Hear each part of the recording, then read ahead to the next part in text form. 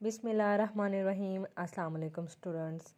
आज का हमारा टॉपिक है वेस्लर की बालगों की ज़हानती आजमाइश, यानी कि वेस्लर अडल्ट इंटेलिजेंस स्केल, जिसे हम वेस भी कहते हैं। ज़हानत की ये पैमाइश जो है वेस्लर की वजह करता है। तो इसका इंट्रोडक्शन जो है हम पढ़ लेते हैं कि वेस्लर ने जो है 1939 में जो है वेस जो है मुतारिफ़ करवाया। इस आजमाइश से पहले अगरचा बालगों की ज़हानत की पैमाइश के लिए इनफरादी आजमाइशें मौजूद थीं, लेकिन इनमें कई जो हैं ख़राबियाँ भी पाई जाती थीं। और सबसे बड़ी ख़राबी तो ये थी कि वो सब आजमाइशें बुनियादी तौर पर जो हैं बच्चों के लिए बनाई गई थी, और वही आजमाइशें जो हैं जो बच्चों के लिए बनाई गई थी वो बड़ों पर भी इस्तेमाल की जा रही थी। तो इस तरीके से जो है वो बालगों के साथ जो है जब ये टेस्ट किए जाते थे तो उनका इत्मीनान हासिल करना जो है वो मुश्किल हो जाता था, और इस तरीके से उनकी परफॉर्मेंस का जो एक स्टैंडर्ड है और उनकी ज़हनी उम्र के जो मेयार है वो भी जो है हासिल करना हम लोगों को मुश्किल हो जाता था। तो ज़हनी उम्र के मेयार का बालगों पर इतलाक़ करवाना भी जो है वो मुनासिब नहीं था। तो वेस्लर ने जो क्या किया कि 1939 में जब पहली अपनी ज़हनी आजमाइश मुतारिफ़ करवाई तो इसमें मुख्तलिफ़ किस्म के जो हैं ज़हानती अमूर शामिल जो हैं किए गए थे, और इसे मर्द जो और ख़वातीन जो बालिग थे दोनों के लिए जो हैं वो मुरतब किया गया था। और नताइज का जो कंपैरिजन था या मुवाजना था उनके उसके लिए जो है वो नॉर्म भी मुख्तलिफ़ पेशों और उम्रों से मुतलिक बनाए गए थे।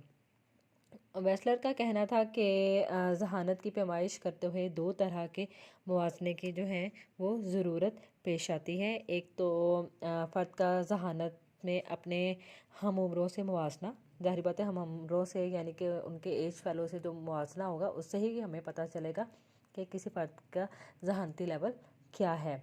और सेकंड, फ़र्द का इन लोगों से मुवाज़ना जो ज़हानत के दर्जा कमाल पर पहुँचे हुए होते हैं, यानी कि जो बहुत ज़्यादा इंटेलिजेंट होते हैं, एक जो है पीक लेवल पर होते हैं, उनके साथ कंपैरिजन करना।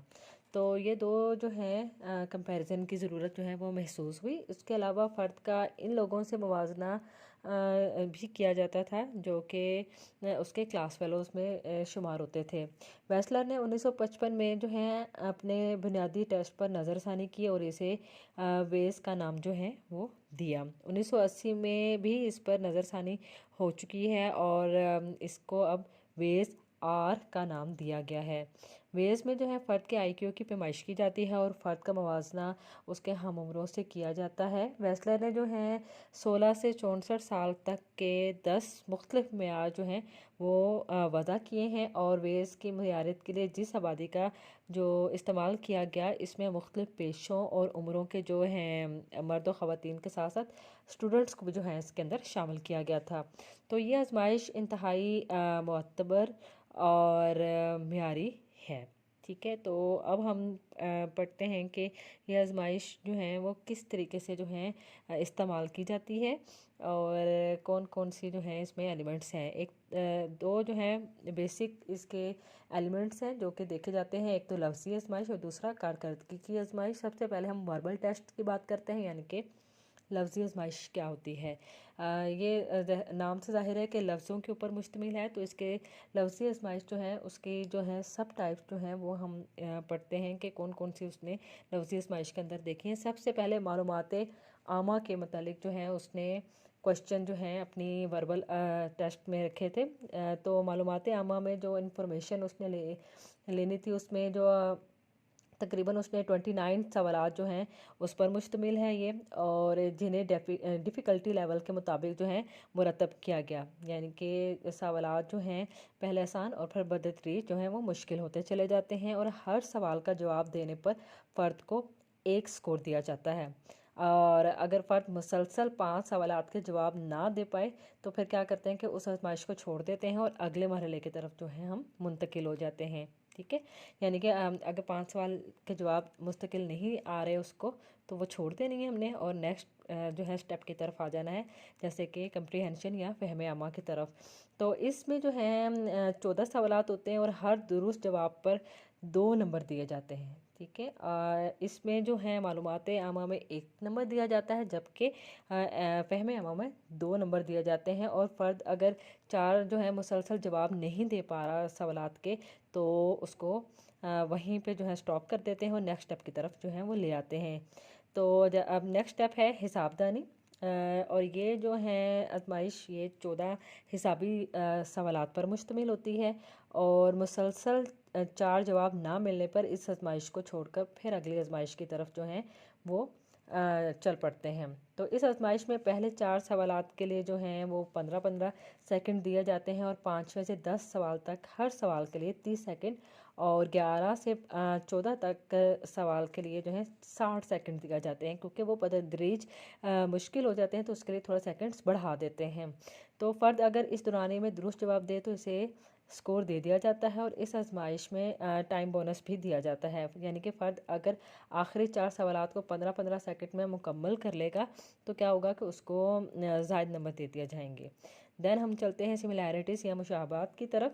تو اس جو ہے سب ٹائپ میں جو سب آزمائش ہے اس میں 13 مختلف جوڑوں پر مشتمل ہوتی ہے، اور یہ جوڑے جو ہے روزمرہ زندگی میں استعمال ہونے والے ہمارے عام اشیاء پر مشتمل ہو سکتے ہیں، جیسے کہ فرض سے پوچھا جاتا ہے کہ جیسے مالٹے اور کیلے ہیں تو ان میں کیا مشابہت پائی جاتی ہے، آنکھ اور کان ہے، شیر اور بندر ہے، وغیرہ وغیرہ، یعنی کہ وہ کس مشابہت میں آتے ہیں، یعنی کہ اینیملز ہیں، جیسے پارٹس آف باڈی ہیں، جیسے فروٹس ہیں۔ تو ہر درست جواب پر جو ہیں وہ 2 نمبر دیے جاتے ہیں، اور اگر نامکمل یا ادھورا جواب ہو تو اس پہ 1 نمبر دیا جاتا ہے، اور مسلسل اسی طریقے سے 4 سوالات کے جوابات اگر فرد کو نہ آئیں تو یہ آزمائش جو ہیں وہ وہیں چھوڑ دی جاتی ہے، اور اگلے سٹیپ کی طرف جو ہے وہ ان کو لے جایا جاتا ہے۔ اس کے بعد جو ہے ہیتا اعداد آتا ہے، یعنی کہ ڈیجٹس پین۔ تو اس ذیلی آزمائش کے 2 حصے ہیں جن میں اعداد کے سلسلے استعمال جو ہیں وہ کیے جاتے ہیں، اور فرد کو اعداد جو ہیں وہ سنائے جاتے ہیں، اور انہیں پھر کہا جاتا ہے کہ ان کو دہرائیں۔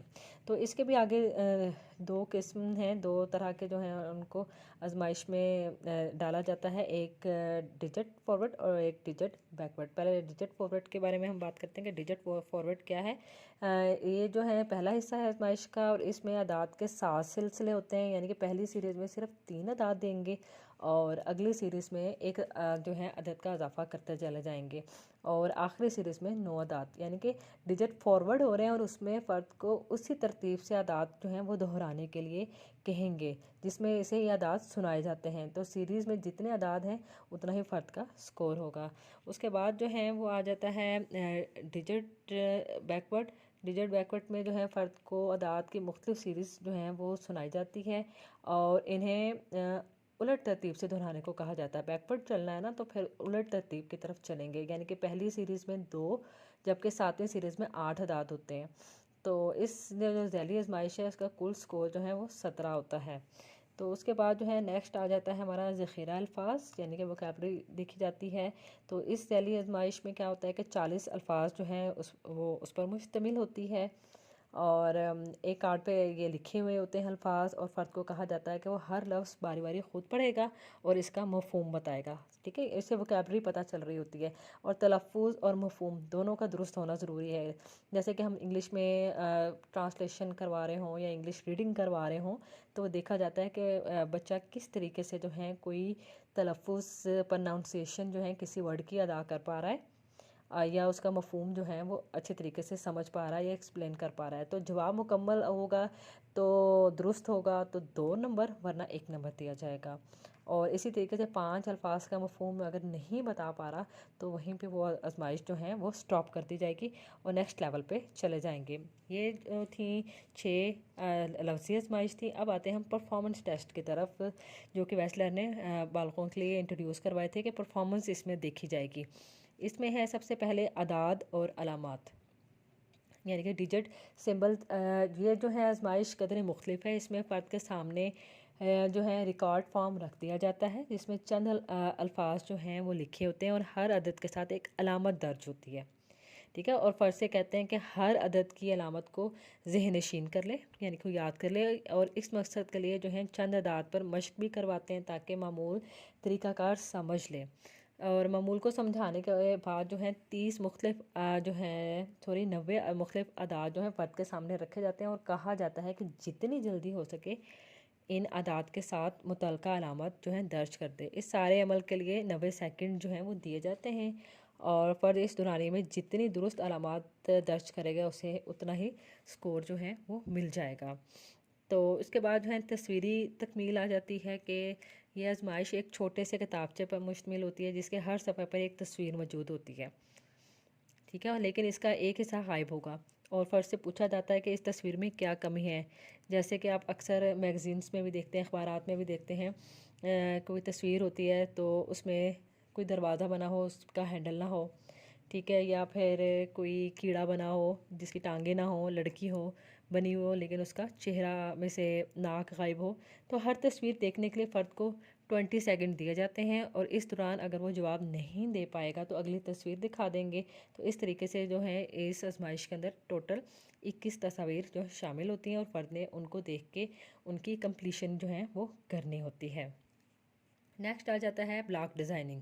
بلاک ڈیزائننگ جو ہے وہ لکڑی کے بلاکس بنائے ہوتے ہیں، اور وہ سرخ و سفید رنگ کے بنے ہوئے ہوتے ہیں، اور فرد کو ان بلاکس کی مدد سے مختلف ڈیزائن بنانے کو کہا جاتا ہے، اور فرد کو سمجھانے کے لیے پہلے ایک ڈیزائن اس کے سامنے بنایا جاتا ہے اور پھر ویسا ہی بنانے کو کہا جاتا ہے، یعنی کہ پرفارمنس دیکھ رہے ہیں نا کہ کس طریقے سے کوئی فرد جو ہے وہ اپنی پرفارمنس جو ہے وہ دکھا سکتا ہے۔ تو فرد کو سمجھانے کے بعد جو ہے کتابچے پر بنے ہوئے ڈیزائن اسے باری باری دکھائے جاتے ہیں، اور پھر بنانے کو کہا جاتا ہے کہ آپ نے اس طریقے سے جو ہے یہ بلاک کی ڈیزائننگ بنانی ہے۔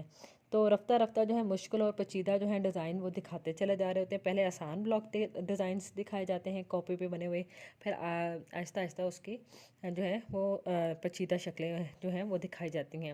تو اس آزمائش میں بھی جو ہے کل 10 ڈیزائن ہوتے ہیں، اور ہر ڈیزائن کے 4 نمبر ہوتے ہیں، اور پہلے 6 ڈیزائن بنانے کے لیے 60 سیکنڈ دیے جاتے ہیں، جبکہ 10ویں اور 7ویں تک ہر ڈیزائن کے لیے پھر 120 سیکنڈ دیے جاتے ہیں، کیونکہ وہ مشکل اور پیچیدہ ڈیزائنز ہوتے ہیں۔ تو اگر یہ ڈیزائن جو ہے مقررہ وقت سے پہلے بنا لے تو اسے پھر بونس ٹائم بھی دیا جاتا ہے۔ نیکسٹ آ جاتا ہے تصویری ترتیب، یعنی کہ اس کو کس طریقے سے تصویروں کو ترتیب دینا ہے۔ تو اس آزمائش میں جو ہے کارڈ کے 8 سیٹ جو ہیں وہ ہوتے ہیں، اور ہر سیٹ جو ہے تصویر کی کہانی کے مختلف حصوں پر مشتمل ہوتا ہے، اور فرد سے کہا جاتا ہے کہ ان کارڈز کو اس طریقے سے مرتب کرے کہ کہانی واضح اور مکمل ہو جائے۔ تو یعنی کہ درست اگر اس نے ترتیب کر لی تو ہر فرد کو 4 نمبر ملیں گے، اور اگر ٹائم جو ہے اس سے پہلے اس نے کمپلیٹ کر لی تو اسے بونس ٹائم کے سکور بھی مل جاتے ہیں۔ اس کے بعد آتا ہے اجزاء کی تکمیل، کہ اس کو کس طریقے سے آبجیکٹ کوئی اسمبلنگ کرنی ہے۔ جیسے کہ اس میں کل 4 تصاویر ہوتی ہیں، اور ہر تصویر کو گتے پر بنا کر مختلف حصوں میں کاٹ دیا جاتا ہے۔ معمول کے سامنے ہر تصویر کے حصے جو ہیں باری باری اس انداز میں رکھا جاتا ہے کہ کہا جاتا ہے کہ ان تصویروں کو ٹکڑے جو ہیں مقررہ وقت کے اندر اندر تصویر کو مکمل کریں۔ جیسے کہ اکثر جو ہیں بچوں کے پزلز ملتے ہیں، اس میں جو ہے ان کو پھر تصویر کسی بادشاہ کی، کسی شہزادی کی بنی ہو، اور اس کو کمپلیٹ اس کے فیس کو دوبارہ سے کمپلیٹ کرنا ہو ان کے ٹکڑوں کو جوڑ کے۔ تو اس طریقے سے جو ہے ان کی آبجیکٹ اسمبلنگ کی جاتی ہے، اس میں اس کی پرفارمنس دیکھی جاتی ہے۔ اب ہم اس کا پڑھتے ہیں سکورنگ کا میتھڈ کیا ہے۔ ویس کے جو لفظی اور کارکردگی کی آزمائشوں کی تکمیل پر ہر جو ذیلی آزمائش کا الگ الگ ٹوٹل یعنی کہ ایک خام سکور معلوم کر لیں گے، اور بعد میں ہر ذیلی سکور کا جو آزمائش کا مینول سے جو ہے وہ آئی کیو میں تبدیل کر لیں گے۔ یعنی کہ ویس میں ہر ذیلی آزمائش کا انفرادی طور پر ٹوٹل کرنے کے بعد جو ہے لفظی آزمائش میں جو اس کا سکور آیا اور جو کارکردگی کی آزمائش میں اس کا سکور آیا، ان کو الگ الگ ٹوٹل بھی نکالا جاتا ہے۔ آخر میں جو ہے لفظی اور کارکردگی تمام آزمائشوں کے مجموعے کو مینول کی مدد سے جو ہے آئی کیو میں تبدیل جو ہے وہ کر دیا جاتا ہے۔ یوں ویس کی مدد سے جو ہے فرد کا ایک تو لفظی آئی کیو اور کارکردگی کا جو آئی کیو لیول جو ہے وہ معلوم کر لیا جاتا ہے۔ تو جب یہ ٹیسٹ یوز کرتے ہیں تب اس کے ساتھ ایک مینول بھی ملتا ہے جس کی مدد سے جو ہے سکورنگ کرنا جو ہے وہ آسان ہو جاتا ہے، اور اس میں سکورنگ کا طریقہ بھی ڈیٹیل سے موجود ہوتا ہے۔ آئی ہوپ تو اسٹوڈنٹ یہ ٹاپک آج کا آپ کو انٹرسٹنگ لگا ہوگا۔ اس کی مدد سے جو ہے اڈلٹس کی جو ذہانتی آزمائش ہے اس کو بہت اچھے طریقے سے جو ہیں وہ بیان کیا جاتا ہے۔ اپنا خیال رکھیے گا۔ اللہ حافظ۔